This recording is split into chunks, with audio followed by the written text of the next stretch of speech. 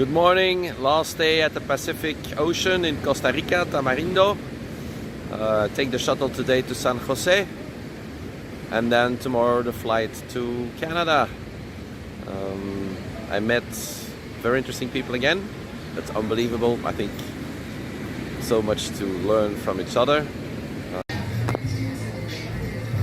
So good morning to all. I'm sitting here with Mike. Hello Mike.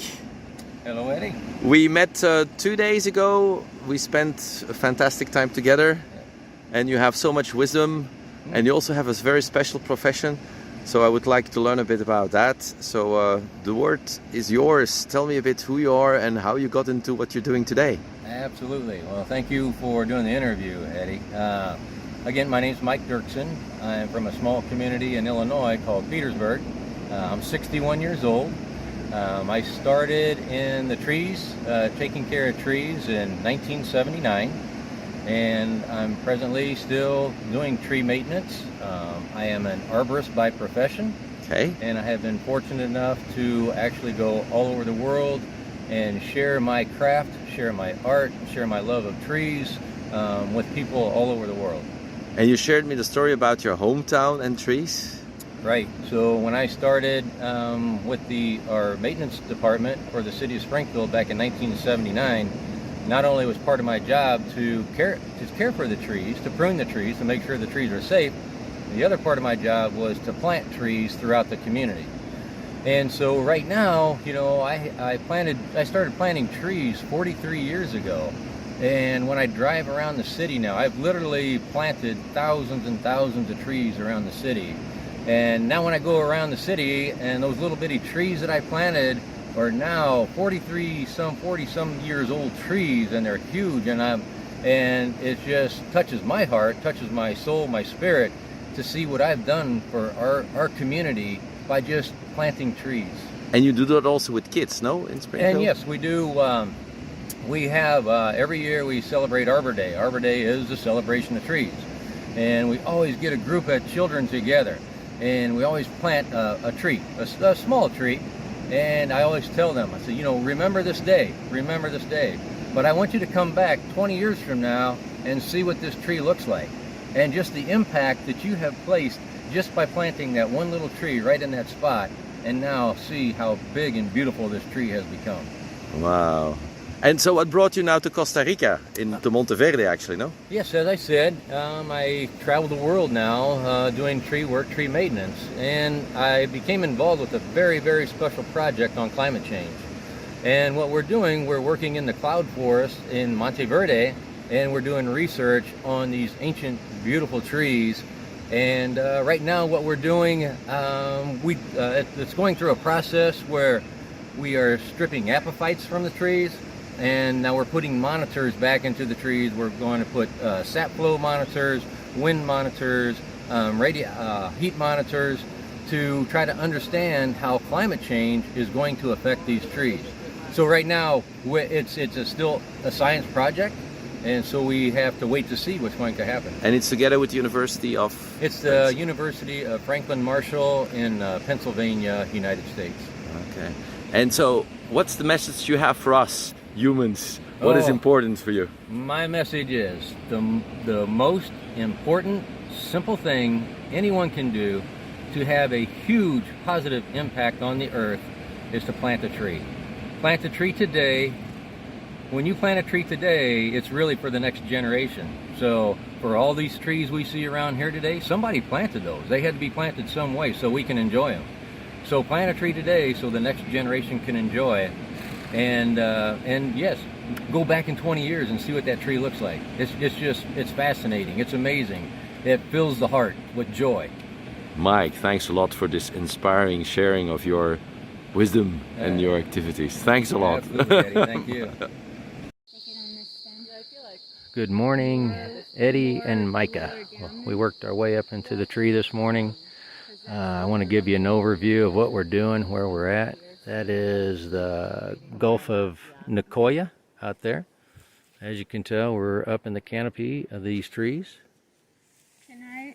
And this is Elena. She owns Sweaty Betty Tree Care in Oregon. That is Anissa. She is a tremendous climber that works with Elena. And that is my buddy Rick from Pennsylvania. So as you can see, we're taking measurements right now, trying to determine where to put our sensors up into the canopies. And you can see the canopy of this tree is really clean. So we clean this tree out of all the epiphytes.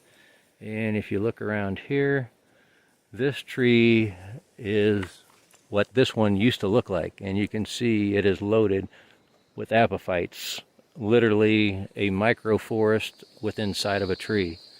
And so the study is if climate heats up and it kills all the epiphytes in these trees, what is going to happen to the cloud forest. And so that's what we're doing here, and that's what we're trying to determine with the monitors. It's a beautiful day right now, up in the mountains, up in the trees, and just taking it all in.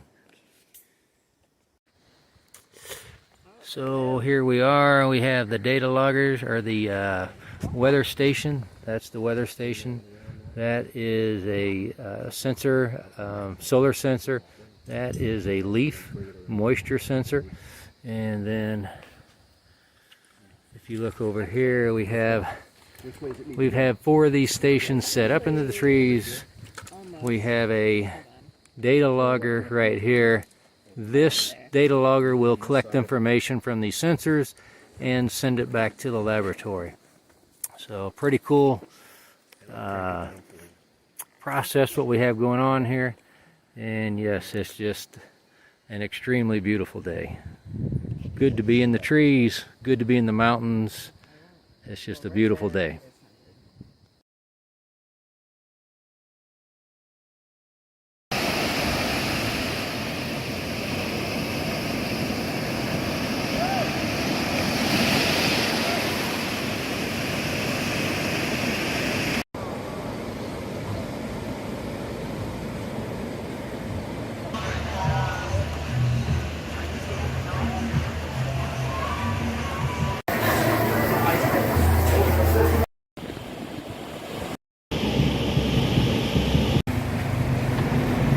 Today I'm driving to the airport in an electric car, a Hyundai Ioniq, 400 kilometers. My driver, hola, ¿qué tal? Hola. And in Costa Rica apparently there are a lot of free chargers. Yes. And now, for example, the motorbikes don't wanna, or cars, because the gasolina is so expensive.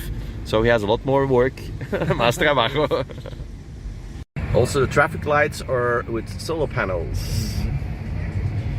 The plan for the government is to be the first country in carbono neutral Yeah. for the year 2035.